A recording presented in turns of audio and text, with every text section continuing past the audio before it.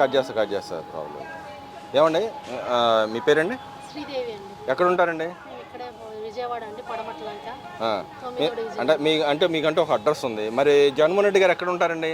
ఆయన గారు బెంగళూరులో ఉంటారండి. అంటే ఆంధ్రప్రదేశ్లో ఉండడా? ఉండడండి. ఎందుకనండి?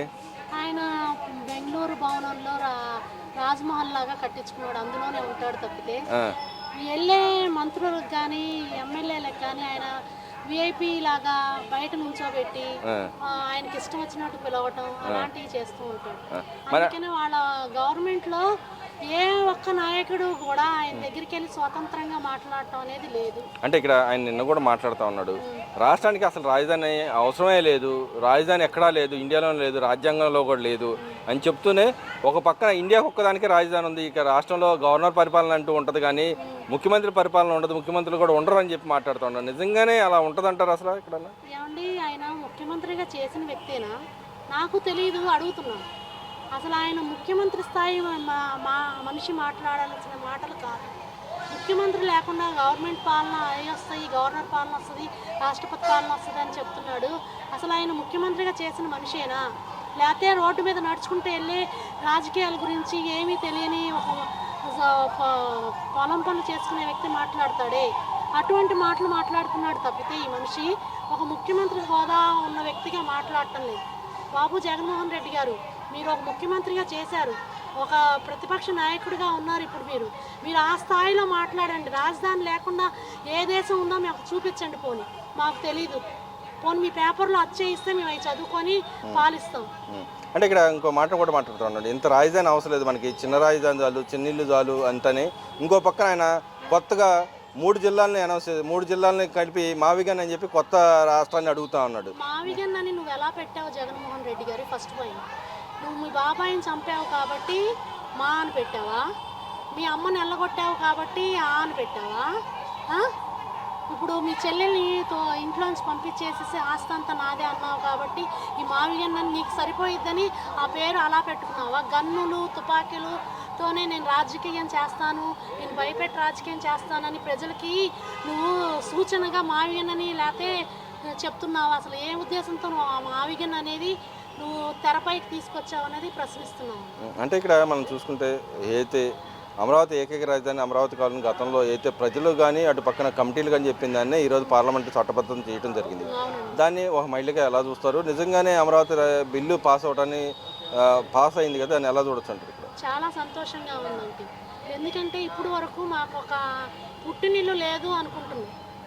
ఈ రాజధాని లేకపోతే అంతే కదండి, పుట్టినిల్లు లేదు అనుకున్నాం. ఎందుకంటే ఇప్పుడు రేపొద్దున మా పిల్లలకు కానీ ఎవరికైనా మనవాళ్ళకి కానీ ఎవరికైనా చెప్పుకోవాలంటే మీ రాజధాని ఏదంటే మా రాష్ట్రానికి రాజధాని లేదు అని చెప్పుకోవాల్సిన పరిస్థితిని తీసుకొచ్చాడు జగన్మోహన్ రెడ్డి గారు. ఇప్పుడు బాబు గారు ఆ బిల్లును ఆమోదించడంతో మాకు ఒక పుట్టిల్లు దొరికింది, మా పిల్లలకు ఒక మంచి రాజధాని దొరికిందని ఆ సంతోషంలో ఉన్నామండి మేము.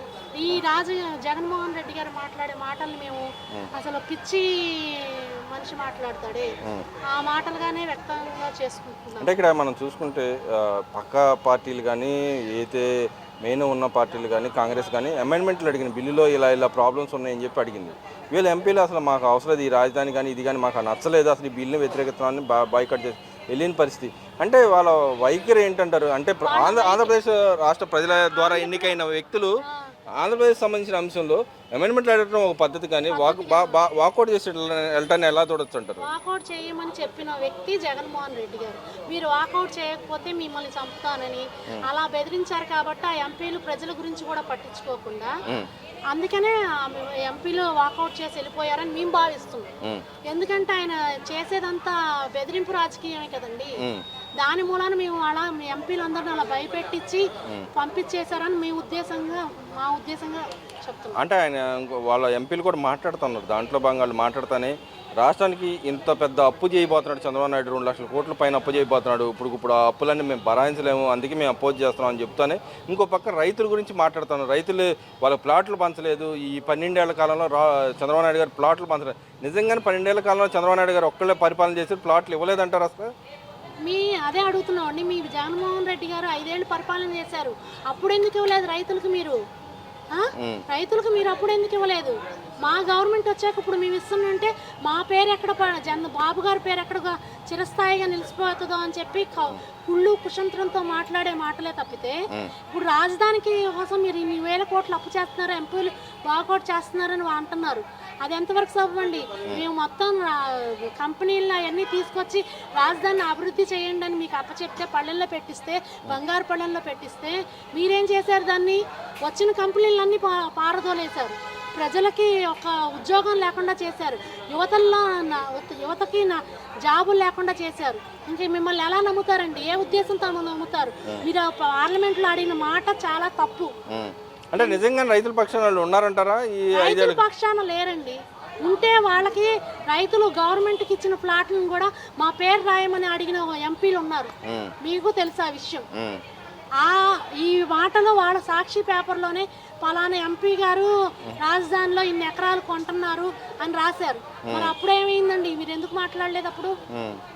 అంటే మరి ఇక్కడ చూసుకుంటే జగన్మోహన్ రెడ్డి గారు ఇంకో మాట కూడా మాట్లాడింది. చంద్రబాబు నాయుడు గారు దోచుకోవడానికి అది అమరావతి అని పేరు పెట్టాడు, మేము వస్తే రాజధాని మార్చేస్తామని చెప్పి కొత్త పేరు అనౌన్స్ చేశారు. నిజంగానే ఆయన దోచుకుంటున్నాడు అంటారు. అక్కడ డబ్బులు ఈ పక్క రాష్ట్రాల్లో ఎంత ఖర్చు అయింది, ఇక్కడ మాత్రం ఎంత ఖర్చు అవుతుందని అడుగుతూ ఉన్నాడు. నిజంగానే ఖర్చు అనేది పెరిగిందంటారా, లేకపోతే కావాలని చంద్రబాబు నాయుడు గారు పెంచుకుని వాళ్ళకి అన్యాయాలకు ఇచ్చారంటారు? ఇక్కడ ఏమండి, ఇప్పుడు ఖర్చు పెరిగిందంటే నువ్వు చేసిన అప్పుల మూలాన, నువ్వు చేసిన ప్రజలకు ఏమీ చేయకపోవటం మూలాన ఫస్ట్ నుంచి మళ్ళీ మొదలెత్తుకోవాల్సి వస్తుంది. మీరు దాని మూలాన మీకు ఖర్చు ఎక్కువ కనిపిస్తుంది తప్పితే, మేము అమరావతి రాజధాని చేయమని ఇచ్చినప్పుడు నువ్వు సక్రమంగా చేసినట్టయితే ఎంతో కొంత అభివృద్ధి వచ్చేది, యువతకు ఉద్యోగం వచ్చేది, కంపెనీలు వచ్చేవి, అంత ఖర్చు కనిపించేది కాదు. ఇప్పుడు నీ మూలానేగా ఇప్పుడు ఈ ఖర్చు అంతా ఎక్కువైంది. నువ్వు ఏ కాడికి దోచుకున్నావు తప్పితే, దాచుకున్నావు తప్పితే ప్రజలకు ఏం పెట్టావు? ఏమీ పెట్టలేదు. అంటే ఇక్కడ చంద్రబాబు నాయుడు గారు కూడా దోచుకుంటున్నారంట. చంద్రబాబు నాయుడు గారికి ఎందుకండి దోచుకోవాల్సిన అవసరం? 24 గంటలు ప్రజల్లో ఉండే మనిషికి దోచుకొని వెనకాల వేసుకోవాల్సినంత అవసరం ఏం లేదండి తనకి. తను ఏ కాడికి ప్రజల మనిషి, ప్రజల్లోనే ఉంటున్నాడు. నీలాగా జగన్మోహన్ రెడ్డి గారు నువ్వు వస్తుందంటే పోలీసులను బాగా చేసి దళ్ళు కట్టించుకొని అలా ఏం వెళ్ళట్లా. 24 గంటలు ప్రజల్లోనే తిరుగుతున్నాడు ఆయన, అమరావతిలోనే తిరుగుతున్నాడు. అంటే ఇక్కడ డబ్బులు వేస్ట్ చేస్తున్నాడు, నేను సేవ్ చేస్తున్నాను, అందుకే నేను కడతలేదనే మాటలు మాట్లాడుతున్నాడు. ఓకే, బాబు గారు వేస్ట్ చేస్తున్నారు అంటున్నాం. నీలాగా సింగిల్ ఫ్లైట్లో పెట్టుకొని ఒక్కొక్కడివి వెళ్ళి ఫ్లైట్లో హెలికాప్టర్లు పెట్టుకొని వెళ్ళాలా?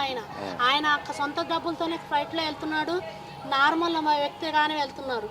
అంతేగాని నీలాగా వెళ్ళి వృధా ఖర్చులు ఏం చేయట్లేదండి. దేశానికి ఉపయోగపడే చేస్తున్నాడు బాబు గారు. అంటే ఇక్కడ మరి ఇంకో మాట కూడా మాట్లాడుతూ ఉన్నాడు. అసలు రాష్ట్ర రాజధానిలో క్యాపిటల్ అంటూ ఉండవు కాబట్టి నేను చేయను అని చెప్తాను. ఇంకో పక్కన ఆయన మావిగాని చెబుతానే. ఇప్పుడు ఆ మావిగానికి ఎంత ఖర్చు అవుతుంది అంటారు? నిజంగానే ఆ మావిగాని అనేది నెక్స్ట్ ఆయన వస్తే చేయగలడంటారా? అది ఎనర్జ్ చేయగలడంటారా? మావిగాని చెప్పినా చేయలేడండి, ఏది వచ్చినా చేయలేడండి. ఎందుకంటే మావిగన్ పేరుతో ఇంకో 500 కోట్లు ఏమో వెనకాల వేసుకోవటానికే చూస్తున్నాడు తప్పితే ఆయన పేరు మార్చానని ఆయన ప్రజలకు ఉపయోగపడే ఏమీ చేయడండి. నిజంగానే ఆయన ఇంకో మాట కూడా మాట్లాడుతాం, మేము వస్తే రాజధాని మార్చేస్తాం, వాళ్ళు ఎంపీలు కానీ ఎమ్మెల్యేలు కానీ మాట్లాడుతున్నాం. ఆ వన్స్ ఒకసారి చట్టబద్ధత అయిందని అమెండ్మెంట్ చేసే అవకాశం ఉంటుంది, కానీ మార్చే అవకాశం ఏమాత్రం ఉందని మీరు భావిస్తున్నారు? అదే అండి, ఆయన సీఎం గా చేసిన వ్యక్తి అలా మాట్లాడుతున్నాడంటే ఆయన సీఎం గా చేశాడా అనేది డౌట్ గా మాకు వస్తుంది. అంటే మరి ఆయన పరిపాలించలేదంటారా? ఆయన టైంలో వెళ్ళి బెంగళూరు భవనంలోనే ఉన్నప్పుడు పరిపాలన ఎక్కడ చేశాడండి ఆయన? ఎక్కువ మీడియా ముందుకి ఎప్పుడు వచ్చాడండి? ఏమన్నా పెట్టాడా? ఇప్పటికైనా అమరావతి శాశ్వత రాజధానిగా ఉంటుందని మీరు భావిస్తున్నారా? శాశ్వత రాజధానిగా ఉంటుందని భావిస్తున్నాను. అంటే దాని మీద ఏ రకమైన చట్టబద్ధంగా వచ్చింది దానికి కాబట్టి ఇంకా దాన్ని ఎవరు మోడీ గారు ఆమోదించారు, కాంగ్రెస్ పార్టీ వాళ్ళు ఆమోదించారు, అందరూ ఆమోదించారు కాబట్టి దీన్ని మార్చే ప్రసక్తే లేదండి. ఇంకా మారదని మేము అనుకుంటున్నాం. మరి ఆయన చెప్పినట్టు ఇప్పుడు ఆయనకు సపరేట్ రాజధాని కావాలని అడుగుతున్నారు. మరి ఆయన గవర్నమెంట్ వచ్చినప్పుడు సపరేట్ రాజధాని బెంగళూరులో పెట్టుకోమనండి. ఇంకంత మించి నేనేం చెప్పలేము. అంటే మరి ఆయన కొత్తగా అడిగాడు కదా, అక్కడ మీరు ఇచ్చే అవకాశం ఉందంటారు ప్రజలు ఎవరన్నా? అక్కడ ప్రజలు ఏమీ లేవండి. అక్కడ పోర్ట్ వస్తుంది కాబట్టి అక్కడ 100 ఎకరాలు 1000 ఎకరాలు ఆయన వెనకాల వేసుకుందామని చూస్తున్నాడండి.